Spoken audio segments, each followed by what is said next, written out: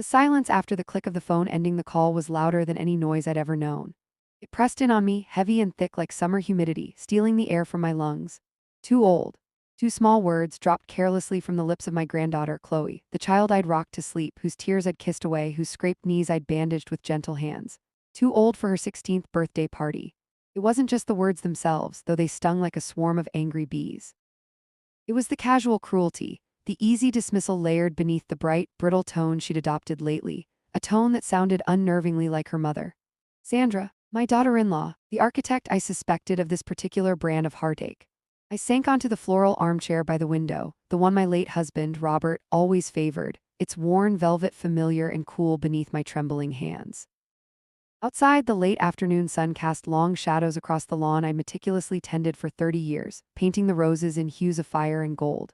Everything looked the same, yet everything felt irrevocably altered. Was I truly ancient, a relic to be hidden away when company came? 62 didn't feel old, not really. It felt lived in, comfortable, like this chair. But seen through Chloe's suddenly sophisticated 16-year-old eyes, apparently it was prehistoric, decrepit. An embarrassment. The call had started normally enough. My son Mark had rung, full of his usual vague enthusiasm, before passing the phone to Sandra for the details. Sandra, smooth as ever, painted a picture of the party they were planning for Chloe. "It's at the Gilded Pavilion, Alina," she'd said, her voice dripping with the importance of it all. "Very exclusive. Chloe has her heart set on it. A real coming-of-age celebration, you know, very modern, very chic." I'd smiled into the receiver, picturing Chloe, my sweet, bubbly granddaughter, flushed with excitement. "That sounds wonderful, Sandra. I'm already thinking about the perfect gift." There was a slight pause, a hesitation I should have recognized as a warning sign. "Well, Alina," Sandra continued, her tone shifting almost imperceptibly, "that's actually something Chloe wanted to talk to you about." Then Chloe was on the line, her voice higher, faster than usual. "Hi, Grandma." The usual warmth was missing, replaced by a strained formality. "Hi, sweetheart, I hear you're having a big party at the Gilded Pavilion. How exciting." "Yeah," she mumbled, then the rehearsed speech delivered in a rush. "Look, Grandma, it's just, well, it's going to be mostly my friends, you know, teenagers. And the vibe is, well, it's going to be very young, loud music, dancing, stuff you probably wouldn't enjoy." I felt a cold knot forming in my stomach. "Chloe, I love dancing. And I love seeing you happy." "I know, but," she faltered, and I could almost hear Sandra prompting her in the background. "It's just maybe it would be better if you didn't come this time. It's not personal, it's just, you know, you're a bit older, it might be awkward for my friends and for you. Too old." She didn't use the exact phrase then, not quite, but the meaning hung there, sharp and ugly. It came later after I pressed, my voice tight with disbelief. "Awkward." "Chloe, I'm your grandmother." "I know, but Mom says, she says it's best. Please don't be mad, it's just, you're too old for this kind of party, Grandma." Click. The line went dead, leaving behind that deafening silence and the echo of those two words, too old. My mind raced, replaying countless memories. Chloe's chubby hand clutching my finger as she took her first steps. The hours spent reading stories, building forts out of blankets, baking cookies that always ended with more flour on us than in the bowl.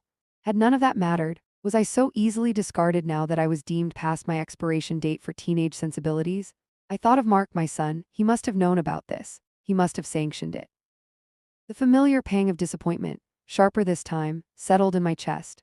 Mark, always eager to please, especially Sandra. He avoided conflict like the plague, often at the expense of his own mother.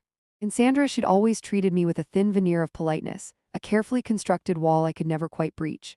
She saw me, I think, as a relic of Mark's past, a kindly, slightly inconvenient piece of furniture in the background of their perfect, modern lives. Tolerated but never truly welcomed, never truly valued. Was this her way of finally moving the furniture out, using our granddaughter as the lever? The hurt was a physical ache, a deep bruise on my soul, but beneath the hurt something else began to stir. A flicker of indignation, a spark of defiance. Too old, perhaps, but maybe old wasn't synonymous with powerless. Maybe old meant experienced, resilient. Maybe old meant I had resources they hadn't even considered. The Gilded Pavilion, Sandra had said, very exclusive. Chloe had her heart set on it. A slow, dangerous idea began to form in the quiet corners of my mind, pushing back against the suffocating silence. It was audacious. It was perhaps even a little cruel. But the thought of Sandra's perfectly planned, exclusive party hitting a snag, a very large, Alina-shaped snag, it brought the first glimmer of a steel resolve I hadn't felt in years. They thought I was too old to attend? Fine. Maybe I was just old enough to buy the place. The initial shock began to recede, replaced by a cold, hard clarity. The hurt hadn't vanished, not by a long shot. It settled deep in my bones, a constant, dull ache reminding me of the careless cruelty inflicted by my own family. But overlaying it now was a layer of steely resolve. This wasn't just about a party anymore. It was about respect. It was about 30 years of quiet sacrifices, of biting my tongue, of accepting the role of the accommodating, slightly invisible mother and grandmother Sandra, and Mark seemed content for me to play. It was about the assumption that because I was older, because I preferred quiet evenings to loud clubs, because I didn't chase every fleeting trend, I was somehow irrelevant, expendable, too old. The phrase echoed, no longer just painful but infuriating.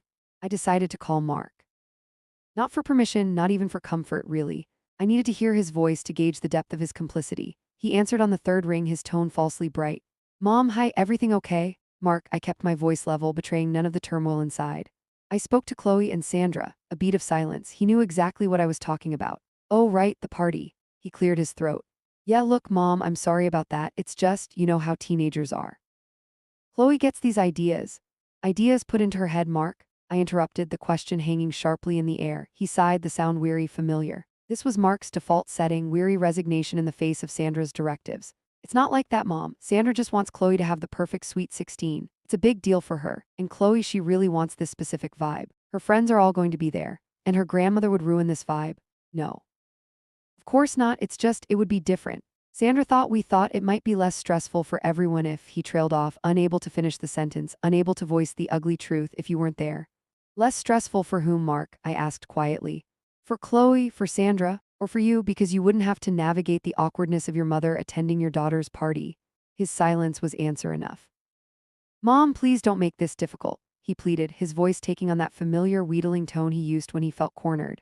It's just one party. We'll do something else just as for Chloe's birthday, a nice dinner. A nice dinner, the consolation prize, the polite dismissal wrapped in a flimsy promise, as if a quiet meal could erase the public declaration that I was unwanted, obsolete. I see, I said, my voice colder than I intended. Well, you tell Sandra and Chloe not to worry. I understand perfectly. I wouldn't dream of imposing where I'm clearly not wanted. Before he could stumble through another excuse, I ended the call. The fury I felt was a clean, sharp flame compared to the murky hurt I'd felt earlier. It burned away the fog of sadness, leaving behind a stark landscape of purpose. I walked over to my antique secretary desk, the one Robert had bought me for our 10th anniversary. Its dark wood gleamed under the lamplight. I opened the lid, revealing neat stacks of papers, bills, investment summaries. Robert had been a careful man, a successful businessman who believed in planning for the future. He'd left me financially secure, a fact Sandra often seemed to resent, masked behind comments about how lucky I was not to have to worry. My luck, as she called it, was born from loss, from years of partnership and careful stewardship. But she didn't see that.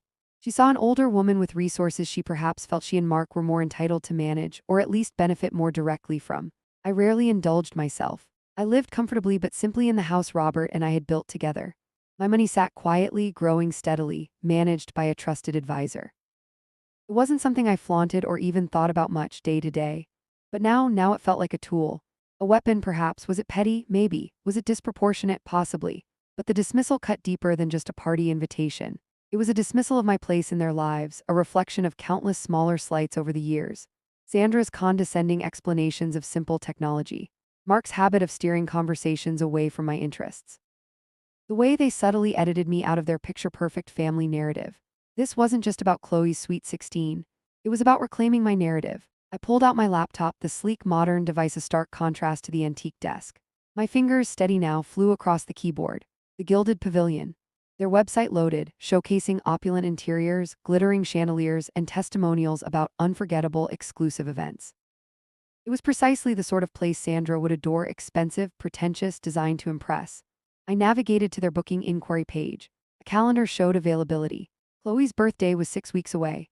According to the calendar, the main ballroom, the one Sandra had undoubtedly specified, was still listed as available on that Saturday night. A slow smile touched my lips.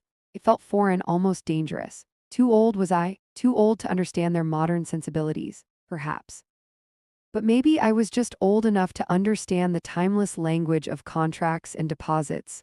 My resolve hardened. This wasn't just an idea anymore, it was a plan. The first step was reconnaissance. Not exactly cloak and dagger, but I needed information, and I certainly wasn't going to get it from Mark or Sandra. I started with the venue's website, devouring every detail. Floor plans, catering menus, preferred vendor lists, capacity charts. The Gilded Pavilion wasn't just a room, It was a carefully curated experience, promising luxury and exclusivity. The price tag reflected that promise, confirming my suspicion that this party was as much about Sandra's social aspirations as it was about Chloe's birthday.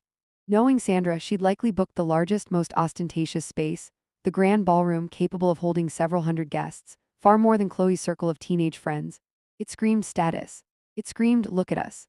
I made a discreet call to the venue, posing as a potential client planning a large corporate anniversary gala. I spoke to a cheerful event coordinator named Brenda, whose voice oozed professional enthusiasm. The grand ballroom is our premier space, she gushed, perfect for making a real statement.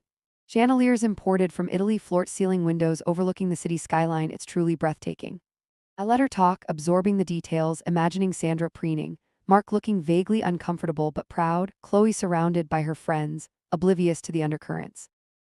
It sounds magnificent, I said, keeping my tone measured. I notice on your online calendar that Saturday, October 14th appears available for the grand ballroom. Is that correct? Brenda clicked away on her keyboard. Ah yes, October 14th, let me just double check. Yes, it is currently available. It's a very popular date being mid-autumn, so I'd advise booking soon if you're interested. My heart gave a small leap. Available, it felt like a sign. We do have a tentative hold on it for that evening, Brenda added casually. Just a soft inquiry from a Mrs. Henderson for her daughter's sweet 16, but no deposit or contract yet, so it's essentially still open. Mrs. Henderson, Sandra's maiden name, of course, tentative hold, no deposit. Sandra, likely assuming her perceived importance or Mark's family name was enough, hadn't finalized the booking. An oversight, arrogance, it didn't matter, it was an opening. A vulnerability in their perfectly laid plans. I see, I said smoothly. My committee is meeting later this week to finalize. If we decide to proceed, what's the booking process? Brenda explained the need for a signed contract and a substantial deposit, 50% of the estimated total cost, to secure the date definitively. The amount she quoted was significant enough to make most people pause. But looking at the balance in my investment account statement lying open on the desk, it was entirely manageable. More than manageable, it was doable. The sheer audacity of it sent a thrill through me, a mixture of fear and exhilaration. Could I really do this? Sabotage my own granddaughter's party? Frame it like that and it sounded monstrous. But reframed, was I not simply securing a venue for my own event, an event I was suddenly inspired to host? An event perhaps celebrating something Sandra and Chloe seemed to have forgotten, like legacy, or respect for elders, or perhaps simply survival. I spent the next few days wrestling with the decision. One moment I was resolute, fueled by the sting of rejection. The next I was plagued by guilt. Chloe's face, usually bright with affection for me, swam before my eyes, clouded with the manufactured coolness she displayed on the phone. Was I punishing her for her mother's manipulations? Was I stooping to their level? I walked through my house, touching familiar objects. A silver frame holding a picture of a gap-toothed Chloe, beaming, holding up a slightly lopsided clay bird she'd made for me. Another of Robert and me on our wedding day, young and impossibly hopeful. A small, worn teddy bear that had once belonged to Mark, kept safe on a bookshelf. These were symbols of love, of connection, of the family I had poured my life into building. Was I about to detonate a bomb in the middle of it all? But then I'd remember Sandra's saccharine voice, Mark's spineless excuses, Chloe's dismissive words. Too old. It wasn't just about the party. It was the culmination of years of feeling subtly undermined, gently pushed aside. They had drawn the line, deeming me unfit for inclusion. Now I had the power to redraw it. I called my financial advisor, a calm, sensible man named David who had handled my affairs since Robert passed. I explained I needed to liquidate a portion of my portfolio for a significant upcoming expense. He asked if everything was all right, his voice laced with professional concern. Everything is perfectly fine, David, I assured him, perhaps stretching the truth just a little. I'm simply investing in a new project, something rather personal. He didn't pry, simply executed the transaction. The funds appeared in my account within 2 days. Seeing that number, that concrete representation of my independence and capability, solidified my resolve. This wasn't about being petty. It was about asserting my value, my agency, in a way they couldn't ignore. It was about showing them that old didn't mean finished. Sometimes it meant just getting started. I picked up the phone and dialed the Gilded Pavilion. Brenda, please, this is Alina Vance calling. My voice was steady, my hand firm. I believe you mentioned the grand ballroom was available on October 14th. The conversation with Brenda was surprisingly straightforward. Business is business, after all. I confirmed my interest in the grand ballroom for October 14th. I didn't mention the tentative hold by Mrs. Henderson. Brenda, adhering to professional discretion or perhaps just eager to secure a firm booking, didn't bring it up again either. She emailed the contract and deposit instructions immediately. The document was long, filled with clauses about cancellations, liabilities, and catering minimums. I read it carefully, sitting at Robert's old desk, the lamplight pooling on the pages. There was a certain irony in using the security he'd provided to execute such an audacious, un-Robert-like plan. He'd been a man of quiet integrity, always seeking harmony. What would he think of this? I pushed the thought away. This wasn't about Robert, it was about me, about the woman I'd become in the years since he'd gone quieter perhaps, but not weaker.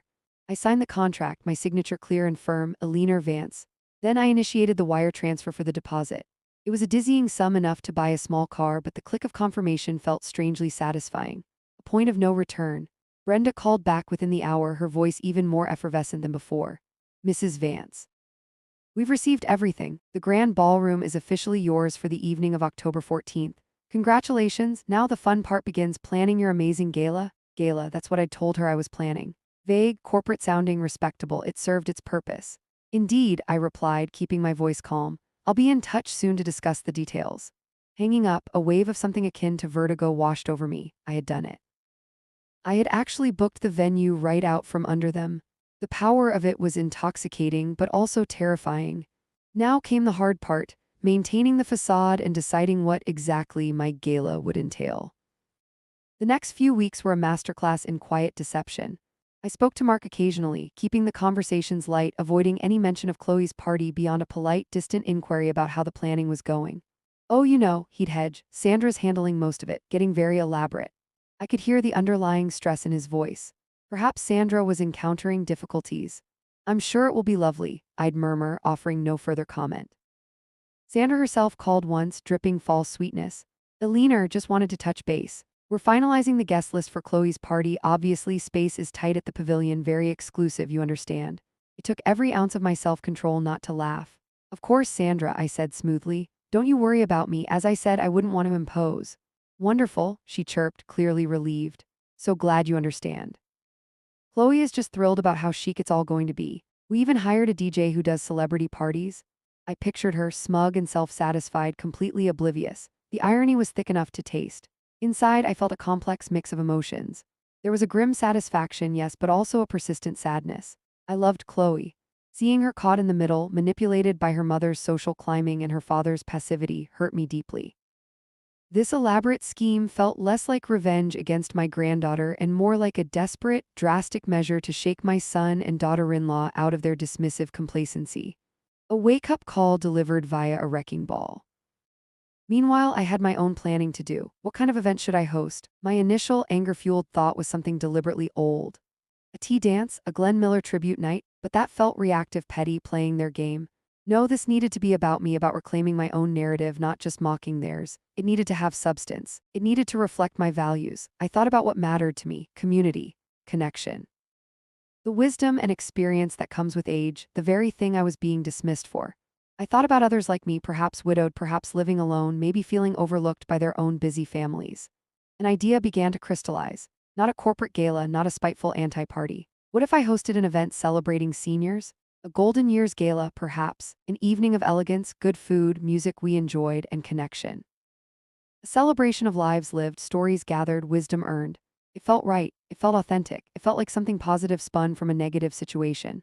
It also had the delicious side effect of being the absolute antithesis of the trendy, exclusive, youth-focused party Sandra and Chloe envisioned. I contacted Brenda at the Gilded Pavilion again. Brenda, Eleanor Vance here. I've decided on the theme for my event on October 14th. Fantastic, she enthused. What have you decided? It's a Golden Years Gala, I explained. A celebration for senior members of the community. Think elegance, warmth, perhaps a live jazz trio instead of a DJ. There was a brief, almost imperceptible pause on the other end of the line. I could almost hear her mentally shifting gears from a high-energy Sweet 16 to this. Oh, she said, recovering quickly. How lovely. What a wonderful concept, Mrs. Vance. Very unique for our venue. Unique indeed, I smiled. Yes, I think it will be quite special, I said. Now about the catering. We spent the next hour discussing menus, opting for classic, sophisticated dishes over trendy fusion tapas and music choices, settling on a well-regarded local jazz ensemble. I felt a sense of purpose, of creation that went beyond the initial act of defiance. I was building something now, not just tearing something down. The Gilded Pavilion, intended as a stage for superficial teenage drama orchestrated by my daughter-in-law, would instead host an evening celebrating the very demographic deemed too old for its glittering halls. The irony wasn't lost on me, and it fueled my quiet determination. The secrecy was perhaps the most draining part. Living with this knowledge, this ticking clock counting down to the inevitable explosion, while maintaining an air of placid indifference to Mark and Sandra was exhausting. Every phone call, every casual mention of Chloe's upcoming birthday, felt like navigating a minefield. I had to feign mild disappointment about missing the party, offer vague pleasantries about their planning, all while knowing their plans were built on sand, on a venue that was no longer theirs to use. Sandra, thankfully, seemed too preoccupied with her own preparations and self-importance to notice anything amiss in my demeanor. She'd occasionally drop comments about the stress of coordinating everything, the difficulty in getting responses from the venue coordinator. Brenda seems rather scattered lately. She'd sniff, oblivious to the real reason for the communication breakdown. I imagine Brenda fielding Sandra's calls, checking the booking system, and politely informing Mrs. Henderson that the date was, in fact, secured by another client, Mrs. Vance, for a Golden Years gala. I wondered how long it would take for the penny to drop. Mark seemed increasingly tense. He called more often, his conversations circling nervously around the party without ever directly addressing my exclusion again. He'd talk about the cost, the escalating guest list, mostly Sandra's friends and business associates, I suspected, Chloe's demanding expectations. He sounded trapped, overwhelmed. A part of me felt a pang of sympathy, but it was quickly overshadowed by the memory of his easy capitulation. He had made his choice, siding with Sandra's ambition over his mother's feelings. He would have to live with the consequences. My own event planning moved forward smoothly. I hired a small, independent event planner, a warm, efficient woman named Clara, to help with the details. I explained the concept: an elegant celebratory evening for seniors, many perhaps on fixed incomes or feeling isolated. Clara embraced the idea wholeheartedly. "What a beautiful gesture, Alina," she said, her eyes shining with genuine enthusiasm. This was a refreshing change from the strained politeness or outright dismissal I'd grown accustomed to. We worked together, selecting invitations with a classic understated design, arranging transportation options for guests who might need them, and planning tasteful decorations, autumnal floral arrangements, soft lighting, nothing garish or overly trendy. I reached out to local senior centers, community groups, and friends, inviting people I knew would appreciate such an evening. The response was overwhelmingly positive. People were touched by the gesture, excited by the prospect of a glamorous night out at a venue like the Gilded Pavilion, a place usually associated with expensive weddings and corporate functions far outside their normal social sphere. Their enthusiasm was infectious, a balm to the lingering ache in my heart. This felt good. It felt right. It felt like creating light rather than just cursing the darkness. I found myself thinking about Chloe again. What would she think when she found out? Would she understand even a little? Or would she only see that her grandmother had deliberately ruined her dream party? I pictured her 16th birthday, a milestone I had always looked forward to celebrating with her. Now it was overshadowed by this conflict, this assertion of boundaries I should have drawn years ago. There was a deep well of sadness beneath the surface of my resolve. I was winning perhaps, but it felt like a victory that might cost me dearly. I loved my granddaughter. I missed the easy affection, the shared laughter. Had Sandra poisoned that well permanently? Or was there a chance, however slim, that this drastic action might ultimately lead to a more honest, respectful relationship, not just with Chloe but with Mark too? I clung to that hope, however fragile. I looked at the signed contract for the Gilded Pavilion, locked safely in my desk drawer. It felt solid, real, a symbol not just of defiance but of taking control. I was no longer waiting for their validation, their permission to exist within the family circle on their terms. I was setting my own terms. The Golden Years Gala wasn't just a party, it was a declaration of independence. A statement that my worth wasn't determined by my age or my perceived relevance to their increasingly narrow world. I was Alina Vance, and I was not invisible. The countdown continued. The inevitable phone call came about 10 days before the party date. It was Mark, nor Sandra, it was Chloe. Her voice was choked with tears, high-pitched with fury and disbelief. "Grandma, what did you do?" There was no preamble, no hello, just raw accusation. My hand tightened on the receiver. I had rehearsed this moment in my mind countless times, but the reality of her distress was a sharp blow. "Chloe, what are you talking about?" I asked, keeping my voice steady though my heart hammered against my ribs. "The Gilded Pavilion, Mom just called them to finalize everything and they told her. They told her you booked it. You booked it for some old people party." The sneer in her voice when she said old people party was unmistakable, a deliberate echo of the insult that had started this whole mess. The hurt flared, momentarily eclipsing my resolve. It's called the Golden Years Gala, Chloe, I said quietly. And yes, I booked the venue for that evening. But that's my birthday, my sweet 16, you knew, how could you do this to me, you ruined everything. Sobs punctuated her words. Were they genuine tears of disappointment or tears coached by Sandra? It was impossible to tell, and the uncertainty twisted inside me. Chloe, I began, trying to inject reason into the emotional storm. Do you remember our conversation a few weeks ago? When you told me I was too old for your party, when you and your mother decided I wasn't welcome. That was different, she insisted, her voice rising. That was just logistics. Mom said it would be better. This is sabotage. It's mean. Is it meaner than telling your grandmother she's an embarrassment, Chloe? Is it meaner than being excluded from your life because I've committed the crime of aging? My voice was sharper now, the raw emotion finally breaking through my carefully constructed calm. Your mother and father decided my presence wasn't acceptable at the Gilded Pavilion for your party. So I decided to host my own event there, an event where people are welcome regardless of their age. There was a stunned silence on the other end, broken only by her ragged breathing. Mom wants to talk to you, she finally choked out, her voice thick with tears. Then Sandra was on the line. Her voice, unlike Chloe, wasn't tearful. It was glacial. Each word was clipped, precise, vibrating with controlled fury. Eleanor, what is the meaning of this? I think it's perfectly clear, Sandra, I replied, matching her cool tone. I booked the grand ballroom for a private event on October 14th. You booked it knowing full well it was the date and venue for Chloe's 16th birthday party, our tentative hold. Tentative hold means nothing without a contract and a deposit, Sandra. Basic business practice. You of all people should know that. I could almost hear her teeth grinding. This is unbelievably petty, Eleanor, vindictive, to deliberately hurt your own granddaughter. My granddaughter, I interrupted, my voice hardening, was used by you to deliver a cruel message. You orchestrated my exclusion, Sandra. You decided I was too old, too awkward. You reap what you sow.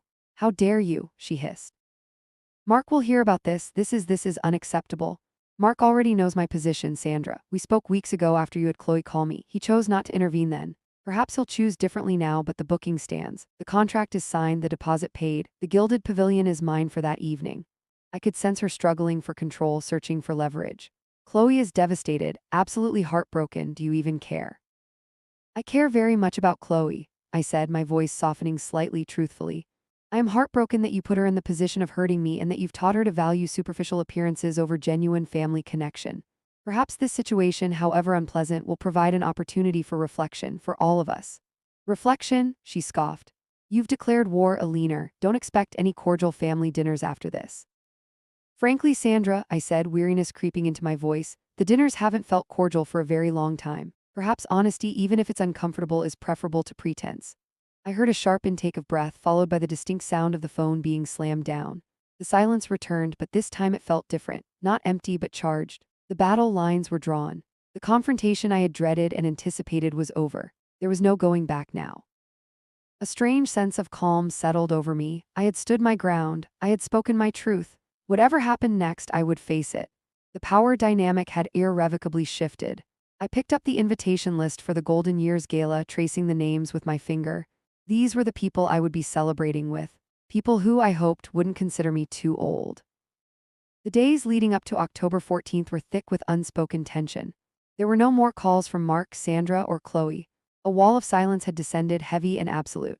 It was unsettling, but also strangely liberating. The pretense was gone. The superficial politeness that had papered over years of resentment had been stripped away, revealing the fractured foundations beneath. I focused my energy on the final preparations for the Golden Years Gala. Clara, my event planner, was a godsend, handling the logistics with quiet efficiency and infectious enthusiasm. The jazz trio was confirmed, the menu finalized, the seating charts arranged. We sourced beautiful autumnal centerpieces from a local florist, focusing on warm colors and natural elements, a far cry from the glittering, likely ostentatious decor Sandra would have chosen. Each decision felt purposeful, imbued with the intention of creating an evening of genuine warmth and appreciation, a stark contrast to the perceived exclusivity and social maneuvering that seemed to drive Sandra. I found myself surprisingly excited, not with the malicious glee of revenge, but with anticipation for the event itself. The RSVPs had poured in, exceeding our initial estimates. There was clearly a desire, a need for this kind of celebration within the community, an evening where age was not a liability, but a badge of honor. Mrs. Peterson from down the street, recently widowed and often lonely, called me personally, her voice trembling with emotion. Alina, dear, I haven't had a reason to dress up like this in years. Thank you. It means more than you know. Mr. Henderson, a retired history teacher who volunteered at the library, sent a handwritten note expressing his delight at the prospect of hearing live jazz. These small connections, these expressions of gratitude, reinforced my conviction that I had made the right choice, however unconventional the path had been. It wasn't just about teaching my family a lesson, it was about creating something positive in the face of negativity. Of course, the shadow of the family fallout remained. What were they doing now? Scrambling to find an alternative venue? Canceling the party altogether? Was Chloe locked in her room, blaming me for her social ruin? Was Mark caught in the crossfire, torn between his wife's fury and a dawning sense of guilt? I didn't know. Part of me didn't want to know. I needed to protect the fragile peace I was building for myself. On the morning of the 14th, I woke early. The autumn air was crisp, the sky a brilliant, cloudless blue. It felt like a good omen. I spent the morning quietly, tending to my roses one last time before the winter frost, sipping tea in Robert's armchair, gathering my thoughts. There was nervousness, certainly, but underlying it was a sense of profound rightness. Tonight wasn't about them. It was about me and about the community I was choosing to celebrate. It was about demonstrating that life doesn't end at 60 or 70 or 80. It simply changes, it deepens. There is value in experience, wisdom in wrinkles, and strength in survival. As evening approached, I began to get ready. I chose a dress I hadn't worn in years, a deep emerald velvet gown, elegant and timeless. Looking in the mirror, I didn't see someone too old. I saw Alina Vance, a woman who had loved, lost, raised a son, cherished a granddaughter, endured slights, and finally found her voice. There were lines on my face, silver threads in my hair, but my eyes were clear, my gaze steady. I felt empowered. Not in a loud, aggressive way, but with a quiet internal strength I hadn't realized I possessed. Clara arrived to help with any last-minute details, her cheerful presence calming my nerves. Everything is perfect at the pavilion, Alina, she assured me. The ballroom looks stunning. The jazz trio is warming up. You've created something truly special. Driving to the gilded pavilion, I felt a strange mix of apprehension and exhilaration. What if Mark and Sandra showed up? What if Chloe tried to confront me? I steeled myself for any possibility but hoped for a peaceful evening. Pulling up to the entrance, I saw the warm glow spilling from the floor-to-ceiling windows. Valets stood ready. The entrance, usually reserved for the city's elite, was welcoming guests who looked like me. Silver-haired couples, women in their finest dresses, men in smart suits, their faces alight with anticipation. There was a buzz in the air, but it was a buzz of gentle excitement, of shared community, not the frantic energy of teenage angst or social climbing. Taking a deep breath, I stepped out of the car and walked towards the entrance of the gilded pavilion, the venue I had claimed, ready to host my Golden Years Gala. The grand ballroom was transformed. Soft amber uplighting warmed the opulent space, casting a golden glow on the polished dance floor and the elegantly set tables. Instead of throbbing bass lines, the smooth, sophisticated melodies of the jazz trio filled the air, creating an atmosphere of relaxed elegance. Clara had truly outdone herself. The autumnal centerpieces glowed, candles flickered, and the scent of good food mingled with the faint perfume of the guests. It was beautiful. More importantly, it felt welcoming. My guests were arriving, their faces reflecting a mixture of awe at the surroundings and genuine pleasure at being there. I saw Mrs. Peterson, radiant in a sapphire blue dress, chatting animatedly with Mr. Henderson. Friends I hadn't seen in months greeted me with warm hugs. There were people I knew only slightly from community groups, and others I was meeting for the first time, all brought together by this shared celebration. I moved through the room, greeting everyone, accepting compliments on the event, feeling a sense of connection I hadn't felt in a long time. There were no awkward silences, no strained politeness, just genuine warmth and appreciation. People were dancing, waltzing, foxtrotting to the classic tunes. Laughter echoed, mingling with the music. It was everything I had hoped for, a celebration of life, experience, and enduring spirit. It was the perfect antidote to being told I was too old. Midway through the evening, while I was chatting with a group near the entrance, I saw him. Mark.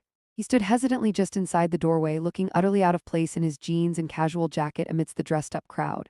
He looked pale and stressed, his eyes scanning the room until they found mine.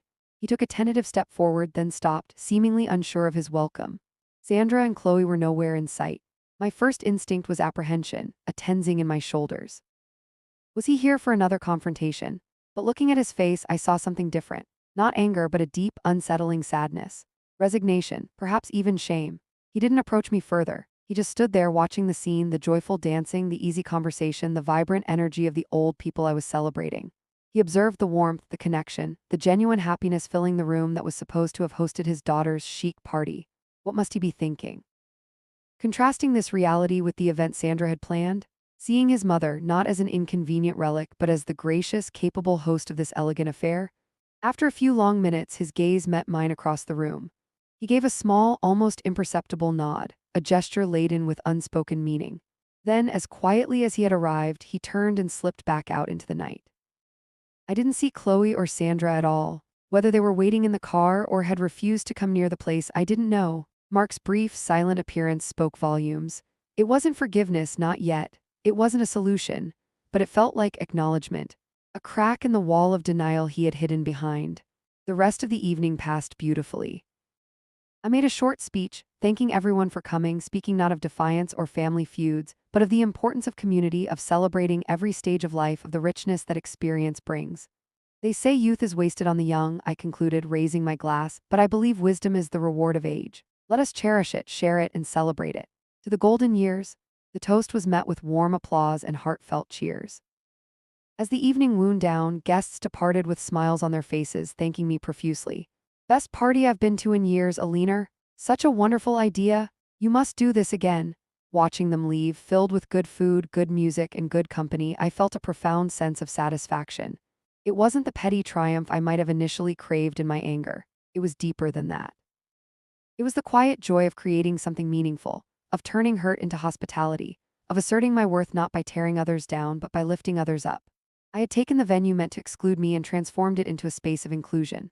The gilded pavilion, for one night at least, had truly lived up to its name, shining not with superficial glitter but with the genuine gold of human connection. The Golden Years Gala had been a success, in more ways than one. The silence in the house the next morning felt different. Not the heavy, oppressive silence that followed Chloe's phone call, nor the tense, charged silence of the days before the gala. It was a quiet, calm silence. The silence of resolution, perhaps, or maybe just the silence of exhaustion after an emotionally charged event. I brewed myself a pot of tea and sat in Robert's armchair, watching the sunlight stream through the window. The gala had been a resounding success on its own terms, a truly lovely evening. But the family situation remained unresolved, a lingering ache beneath the surface of my newfound peace. Mark's silent appearance was a question mark. What did it mean? Was it the beginning of understanding or just a fleeting moment of guilt? Would Sandra ever relent, or would her pride build an insurmountable wall between us? In Chloe, my heart still hurt when I thought of her. Had I damaged our relationship beyond repair? Had I bought my self-respect at the price of my granddaughter's affection? There were no easy answers. I knew Sandra wouldn't forgive this easily, if ever. Her sense of social standing, her carefully curated image, had taken a direct hit. She would likely see me as the enemy, the architect of her humiliation.